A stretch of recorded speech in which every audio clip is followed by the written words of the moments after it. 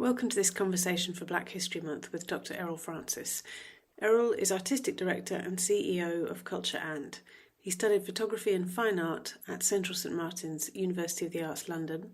His doctoral research at the Slade School of Fine Art, University College London, focused on postcolonial artistic responses to museums. Culture &'s mission is to open up arts and heritage to a more diverse workforce and audience. Errol works with museums on collaborative programmes. He also leads the New Museum School, which partners with the University of Leicester to provide studentships for people from diverse communities to enable them to pursue museum studies and socially engaged practice and to progress their careers in the heritage sector. Errol is Visiting Lecturer at UCL and at Sotheby's Institute of Art. He's Honorary Lecturer at the University of Exeter and Visiting Fellow at the University of Leicester. A brief trigger warning, we will be talking about racism in mental health services and loss of life. If you're affected by these issues, we've provided a link below to some support services that might be useful. This includes Mind's helpline, which is 0300 123 3393, and you can find further information below through the link.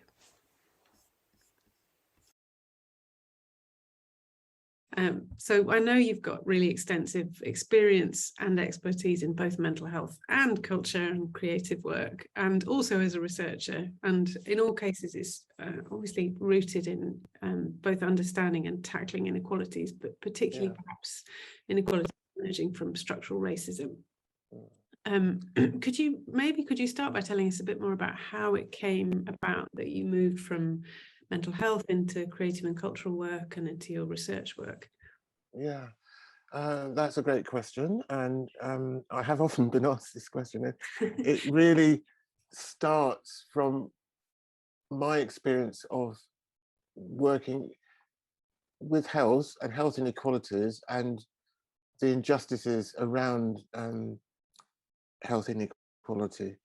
It's really a collection of issues, and what lens you use to understand people's experience of inequality. And what I found when I worked in the NHS, that I became increasingly dissatisfied with the medical model as a way of explaining people's experience or interpreting what the idea of health and illness really meant to individuals or communities. It seemed to me that the medical model was not adequate to explain that. And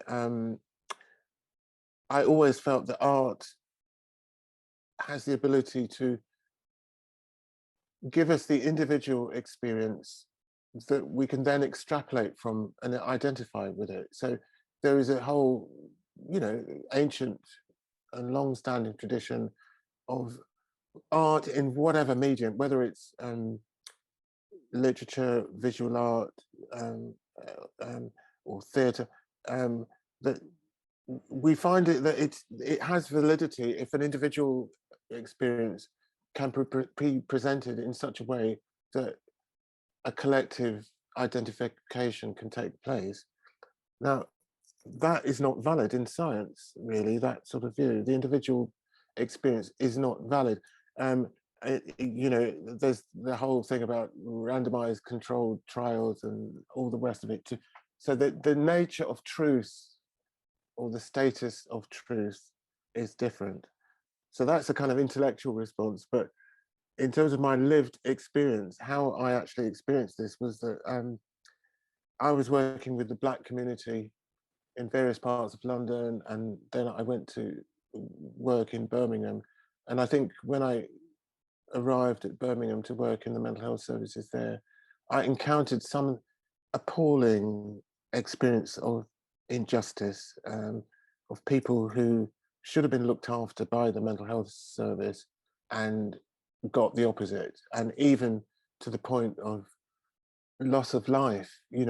Somebody who gone into hospital with a mental health problem and ended up losing their life in a procedure that happens in the hospital. That it could be control and restraint. There's a whole literature about this. or it could be to do with the administration of drugs. And I had to deal with these cases. Some of them ended up as public inquiries and inquests and supporting families. And it got to a point where I thought only art could express this anguish and this horror. Even when you read articles, and there's a huge literature, in the psychiatric discipline about what is often called over representation of Black people in mental health services. Even the language used just doesn't convey the horror and anguish that the individuals and their families and their loved ones go through, when they encounter these services. So I, quite intuitively, actually, it was something that I didn't really make a decision about. I just was driven to do it. I started a photography project with the patients in the hospital that I was working with. And it was a really simple idea, actually. It was just that I thought, instead of them becoming the subject of the photographs, that the hospital should be the subject of the photographs. So they took a series of photographs of the hospital that hadn't closed, actually. It was still running, but they managed to make this 19th century institution look as if it had been closed for many, many years. It looked derelict, it looked dystopian, and it looked, disturbing, actually. And it was such a powerful statement. And, it was shown in museums in Birmingham, and it actually went into the photography archive of Birmingham Central Library. And so it actually became a document about this particular hospital. It was called All Saints Hospital, just at the point when it was closing. The hospital closed in the year 2000, and we did the project then.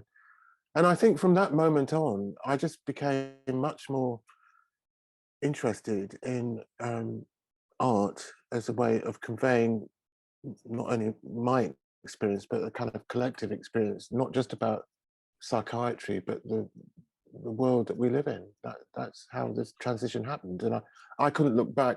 I have to say, because of my particular experience of health service, things like the psychiatry and mental health service became something dangerous for me, something life-threatening, whereas by and large, art doesn't kill anybody. And that was part of the reason that as a worker, I felt more comfortable working in the arts, because I just couldn't reconcile the fact that I was actually working in an area that could ultimately take people's lives away. That was the rationale. Yeah, it's hard to know how to follow any of that with a question, really. I mean, I thought what you said was so interesting about the extrapolating information from an individual and experience and the sort of nature of truth. It's such a profound way of putting it. That thing that I think a lot of people that work in creative health really struggle with, that the fact that we're often trying to mimic the medical model, and to sort of jump into the world of randomized control trials or other forms of evidence gathering that depend on a kind of mass of experiences. And it's really interesting to hear that sort of defense of the individual experience and the importance of that. And it sort of ties in with things that I've been thinking about, that I think sometimes we forget that creativity is knowledge creation all by itself. You don't necessarily have to then research it to it is a form of research, just as your photographs were. And that was sort of switching the subject in that way, such a simple and brilliant thing to do, to sort of immediately to be able to understand that hospital space from that perspective through the camera. Anyway, in terms of Black History Month, because we're obviously having this conversation because of Black History, How do you see that specifically connecting with the work that you do, or do you see it connecting with the work that you do?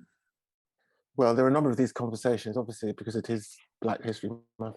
I do have a kind of ambivalent attitude to it, which is that I do engage in these conversations, as I am now, but it's an irony, really, because there isn't a particular month that I have to personally deal with this or live it. You know, every month is Black History Month in some way or other. But I acknowledge that by having this focus in October, we can at least highlight underrepresented narratives and histories and cultural perspectives. You know, and it gives us a chance to focus people's attention somewhat. I actually think, for some reason, being asked this question, it makes me think of the Black Lives Matter movement, because I think that certainly with my career in the arts, it's almost, I can divide it now into two phases, really, before Black Lives Matter and after, because I think what that movement did in 2020 was to make Black History Month permanent in a way, and in some people's minds, not everyone, did produce a kind of seismic shift that is still with us, in the sense that a lot of organizations are conscious of this. And the thing that was remarkable, I think, about Black Lives Matter was the shift of something that occurred in the criminal justice system in one country, the United States, a terrible atrocity, and how that went global and then fed into other disciplines. So being in the arts and heritage sector, or the arts and health, as we're in this conversation now, how that event has really shifted people's thinking somewhat. I'm not saying that we've achieved all the aims that or the demands that were raised in following the killing of George Floyd, but I think it has produced a different kind of awareness. So it's made things like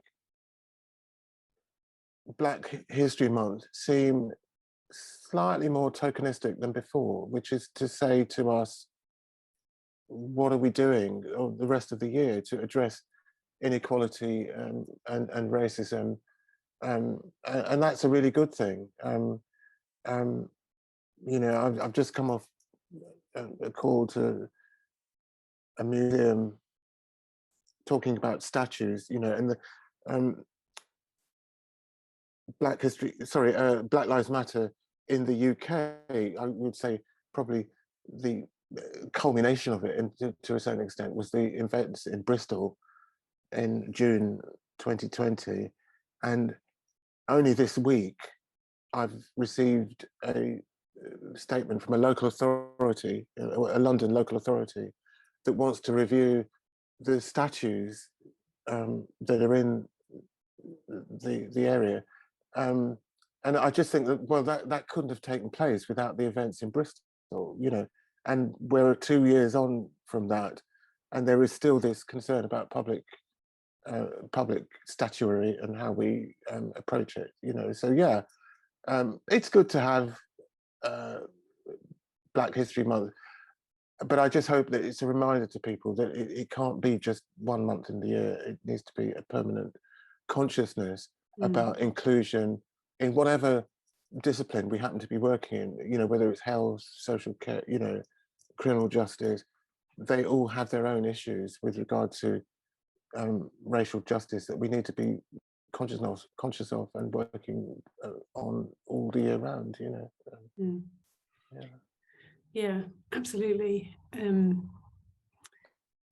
Yeah, I mean, I guess this does, in some ways you've already answered this question. I'm interested in this relationship between health structures and cultural structures, I suppose, and the evidence keeps showing us that we've got this urgent problem in this country, that health inequalities continues to widen. And, I assume that the latest government announcements are not going to do anything to narrow that gap. But given that culture and creativity has also had this, history of being a pretty exclusionary, unequal space, is there something in the two worlds coming together? Can they come together constructively to affect change in both? It's interesting sometimes. I think we sort of, I suppose there's a danger of presenting creativity as the solution to problems in health, but the same problems exist in both spaces in some way. So how does that coming together work? It's a problematic marriage, actually, because the thing about when we start to mention creativity, obviously that's a kind of signifier for arts, culture, and other related activities. But in the arts and cultural areas, those are also areas of great inequality as well. And so what we have is two different areas of inequality actually coming together. And I think it's more problematic for racialized communities to engage with the possibilities that creative health or arts and health can bring. I mean, going back to talking about the healthcare system, one of the features, the primary features of inequality in the sector that I was working in, mental health, is that if you were Black, you were more likely to be to be channeled into the most coercive part of the system. So less likely to go into hospital voluntarily, less likely to be referred by a GP, more likely to go into hospital through the courts, the police, or the criminal justice system, more likely to be detained under the Mental Health Act, and more likely to be the subject of physical restraint within the hospital, also more likely to get huge doses of medication, less likely to get less coercive treatments like psychotherapy. And actually creative health would be in that pole, if you like, of non-invasive treatments like psychotherapy. And that's where I'm trying to highlight this inequality, that arts and health programs that make it into a hospital setting are unlikely to reach those that need it. We need to have a special way of targeting it so that those communities can get access to it. It does have this white, slightly more middle class flavor to it, like creative health program or art therapy or psychotherapy. Those types of activities or interventions are less likely to be offered to people of color. So yeah, I think that the whole arts and health movement needs to be more focused on health inequalities. And I don't think that's just a race thing, actually. It's a gender thing. It's about sexuality and all the kind of social inequalities that exist generally within society. So that's what I find about it. I think that, yeah, the arts and health movement really needs to look at who is most benefiting from that type of approach. Yeah. Do you see are you aware of any more sort of targeted work that's happening in that space in the last couple of years? I'm beginning to see things coming through that I hadn't been aware of before. Yeah, there was a paper that, now I wish I had it in front of me because I'm going to have to refer to it and I can't remember all the things I mentioned in it. But I wrote something for the Bearing Foundation about this very topic. And what I found was interesting about it was that when you had diverse practitioners of creative health, they didn't call it that. they didn't locate themselves within that movement or that debate domain. They just called it, I don't know, cultural activity, or less likely to use the word art, I think, actually, but not labeling it in that way as being part of that sector. And it tended to be really highly motivated individuals that were doing this work. So there isn't really a Black arts and health movement as such. And I think there should be, because it would really help if it could be targeting. I mean, I've got this background in mental health, I keep going back to it, but I can imagine situations where, you know, in an inpatient setting or hospital setting, or even in community services, how helpful arts and health or creative health approaches would be for engaging people, you know, from diverse backgrounds, and they really ought to be more, you know, experiments with it, you know, that could be evaluated and trialed, as different ways of engaging people with less coercive treatments. And I think that the sort of specific investment that the Bearing Foundation have made in that space is going to bear fruit in a way, because that is, you know, that they've made the decision to be very targeted about supporting global majority-led organisations, and maybe that will build some confidence in that space and sort of push the rest of us to be more specific and more culturally competent in a way. Yes. It's I think there's, on a research level as well, I think there could be some really interesting research about that, which is, you know, how you can engage with people using arts and health to tell their story, or to bring out their experience. And it's a really fine line, actually, because I actually think it's not, I'm not talking about art therapy necessarily as a discipline, but more the use of art in terms of enhancing well-being and engagement. I think that's where we really need some alternative to the more coercive. I keep using this word coercive because that's the reality. Actually, I mean, I'm not even just speaking about mental health, actually, because there's another Black History Month conversation, actually, that I've been invited to, and in my preparation about that conversation, I was looking at some cases of people that have had quite serious health issues, that somehow those who have been called, you know, like ambulance workers and even, or the police as well, not believing that they were having these events, and later with a tragic outcome. And then it was just really interesting. There were 3 different cases of young Black men who'd had different types of sort of grand mal fits, where they were having these events, right?